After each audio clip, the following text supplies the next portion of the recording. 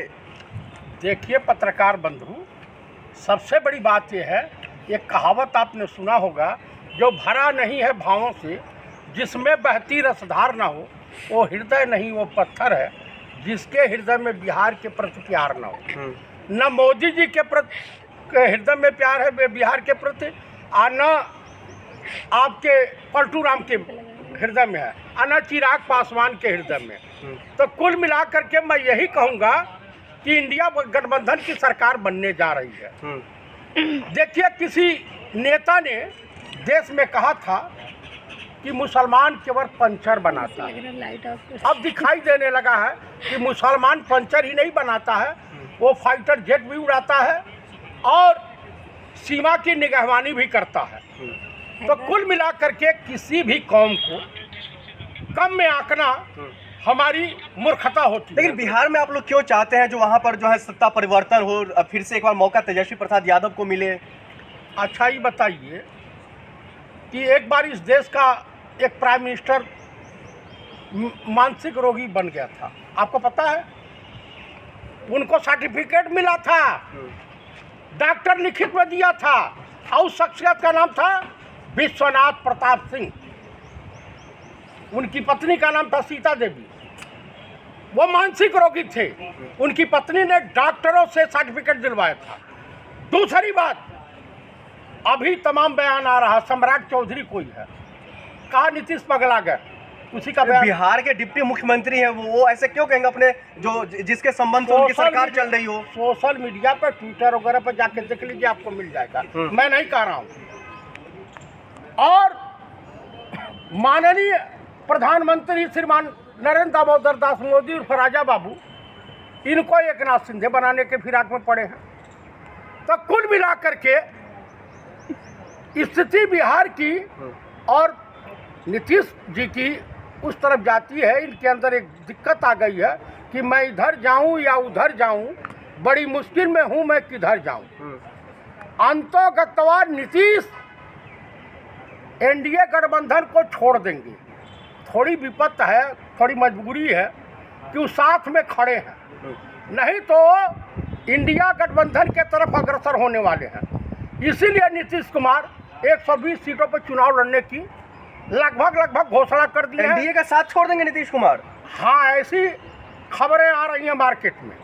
और तेजस्वी यादव को मुख्यमंत्री बनने से अब कोई नहीं रोक सकता, क्योंकि वो आम पब्लिक के हृदय में बात कर गए हैं। एनडीए के तमाम नेता कह रहे हैं अगर बिहार को बर्बाद करना है तो फिर आप एनडीए का साथ छोड़ करके इंडिया अलायंस के साथ जाइए। अच्छा, तो ये बताइए कौन बिहार को जो है भला कर सकता है? नीतीश कुमार। वो अल्जाइमर के पेशेंट है, मानसिक रोगी हो चुके हैं। गांजा शराब उन्हीं के पार्टी के विधायक बोल रहे हैं कि दोनों सेवन करते हैं। तो आप बताइए, मानसिक प्रतिष्ठित मुख्यमंत्री को आप बदनाम करने में लगे हुए हैं। मैं नहीं कर रहा हूँ, कई विधायकों का भैया सोशल मीडिया पर चल रहा है, मैं नहीं कह रहा हूँ। आपके बिहार के माननीय विधायक एक महिला है, उनका बयान है, मेरा नहीं है। कहा एक बार मैं गई मिलने तो उनके मुंह से बदबू आ रही थी। अब किस टाइप की आ रही थी ईश्वरे जाने। बता रही थी गांजा पिए हैं कि शराब पिए हैं, दोनों काम करते हैं। आप इसमें गई थी मिलने, मैं तो नहीं गया हूँ, आज तक कभी नहीं नीतीश जी से मिला हूँ। तो जो एक गणमान्य विधायक अगर महिला कुछ कह रही है तो मानना तो पड़ेगा। लेकिन नीतीश कुमार के राज में ही तो महिलाएं सुरक्षित हैं, युवाओं को रोजगार मिल रहा है, स्वास्थ्य व्यवस्था से लेकर स्कूल व्यवस्था सब पिछले कई सालों के कई दशकों से अभी बढ़िया हुआ है। अभी 2-4 दिन पहले लाठीचार्ज भी हुआ था, जो नौकरी मांगने गए थे, मुख्यमंत्री आवास का घेराव करने गए थे और वहाँ लाठीचार्ज हुआ। उसके बाद जो है गांधी मैदान में आपने देखा किस तरह से कहर बरपा बेरोजगारों के ऊपर। तो कुल मिलाकर के इस बार बिहार से एनडीए गठबंधन नीतीश, चिराग और बीजेपी का सफाया है। ये लोग 5-10 सीटें जीत लें वही बहुत है। भारतीय जनता पार्टी या एनडीए अलायंस? एनडीए अलायंस भाई, भारतीय जनता पार्टी तो 0 सन्नाटा भी हो सकता है। पूरे बिहार में सिर्फ बीजेपी उन्हीं का झंडा चमकेगा, कमल का फूल खिलेगा बिहार में। हाँ, तो आप भी उनका सहयोगी बन जाइएगा, अंजना मोदी के तरफ से या चित्रा अग्रवाल के तरफ से या अमित देवगन के तरफ से या जो है तिहारी चौधरी के तरफ तो आप लोग क्यों नहीं चाहते हैं जो बिहार में कमल का फूल खिले? आप खिलाइए ना, जहाँ जहाँ खिला वहाँ देख लीजिए। उत्तर प्रदेश में खिला है, आसाम में खिला हुआ है, उसके बाद उड़ीसा में खिला हुआ है, मध्य प्रदेश, छत्तीसगढ़, राजस्थान में खिला हुआ है, गुजरात में खिला हुआ। जाइए देख लीजिए, आपको एकदम उजाला ही दिखाई देगा। नीतीश कुमार के लाडले पर आपको भरोसा नहीं हो रहा है, फिर किस पर भरोसा होगा आपको? अरे मोदी जी के लाडले। मोदी जी के लाडले, हाँ, तो मोदी जी कब किसको क्या कह देंगे कोई भरोसा नहीं। वो क्या से क्या कह दे कोई कुछ नहीं। मोदी जी बयान बहादुर हैं, समझ रहे हैं। और मोदी जी आजकल विद्वान मर्दों की सभा में और उनसे डिस्कस करने से घबरा रहे हैं। मर्दों के बीच जाना वो पसंद नहीं कर रहे हैं। नहीं, आप लोग फिर से चाहते हैं जो जिस तरह से लालू प्रसाद यादव जब मुख्यमंत्री थे तो जिस तरह से गुंडा राज या जंगल राज का जो उनको उपाधि मिला था, फिर से वो वापस लौटे? अच्छा ही बताइए, 4 पुलिस वाले अभी हाल ही में मारे गए होली के त्यौहार के अवसर पर। किसकी सरकार थी? लालू प्रसाद जी की, इंडिया गठबंधन की सरकार थी। लाइन ऑर्डर के नाम पर धमाके का बमबाद कहाँ हो रहा है? पटना में हो रहा है ना, लाठीचार्ज वहीं हो रहा है ना। वही बताइए, जंगल राज की परिभाषा क्या होती है? आप बताइए कि कत्लेआम शुरू हो जाए, नरसंहार हो, वही जंगल राज की परिभाषा है। आए दिन बिहार में बलात्कार नहीं हो रहा है, आए दिन क्या नहीं हो रहा भैया। वहाँ लाइन ऑर्डर चरमरा गया है। जब पुलिस वाले सुरक्षित नहीं है तो आम पब्लिक कैसे सुरक्षित रह सकती है? तो कुल मिलाकर के सत्ता उलट फेर होनी चाहिए। तो फिर इसमें जो नए पार्टी है उनको मौका मिलना चाहिए कि नहीं मिलना चाहिए? जिसमें लगातार अभी जो प्रशांत किशोर जो पीके नाम से फेमस है, उनकी पार्टी लगातार उभरता हुआ दिखाई दे रहा है बिहार में। ये भाजपा के लिए दलाली करता है प्रशांत किशोरवा ना, ये भाजपा का दलाल है। और मौसम विज्ञानी का बेटा जो है वो भी मौके की तलाश में है। अरे देख रहे वो नीतीश कुमार समेत जो सम्राट चौधरी है उन पर हमलावर होते हुए दिखाई दे रहे, उनके कामकाज को लेकर के सवाल खड़ा कर रहे और आप कह रहे उनके पार्टी से संबंध है उसका। मैं आपको जो बता रहा हूँ, हनुमान किसके हैं? राहुल गांधी के हनुमान थोड़े हैं।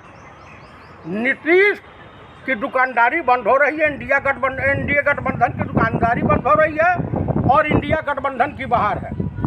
कुल मिलाकर के ये जो भी करना है, ऑपरेशन सिंदूर चला लें या मिंदूर चला लें, बिहार में कोई असर नहीं पड़ने वाला है। इस बार जो है वही होगा जो बिहार की जनता चाहेगी। अच्छा चतुर्वेदी जी, एक दूसरा सवाल निकल करके आ रहा है। आप लोग तो लगातार जज मामलों को लेकर के सवाल खड़ा करते रहते हैं, लेकिन जो यशवंत वर्मा का जो मामला था उस पर रिपोर्ट भी आ गई है। कहा जा रहा है जो उन्हीं का पैसा था जो एक हिस्सा जल गया है, इस्तीफे की चर्चाएं हो रही है, उसके बावजूद भी मामला गरमा रहा है। कैसे देखते हैं इसको?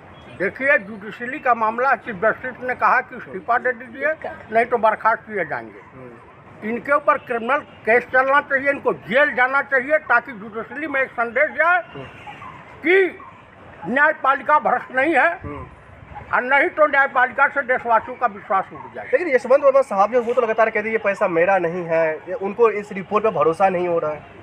भैया, रिपोर्ट तो भारत सरकार की है, मेरी आपकी तो है नहीं। हम और आप जांच करने गए नहीं हैं, तो इनको चीफ जस्टिस से मैं यही अनुरोध करूंगा कि इनको जेल भेज दें। किसको? यशवंत सिन्हा को। लेकिन यशवंत सिन्हा का संपत्ति का भी रिकॉर्ड सामने आया है, उनको लेकर कहा जा रहा है इनकी संपत्ति में काफी वृद्धि हुई है पिछले कई सालों में। और क्या, वो गए थे शिकागो सम्मेलन में, इनको परमवीर चक्र मिला था, उसमें इनाम मिला था।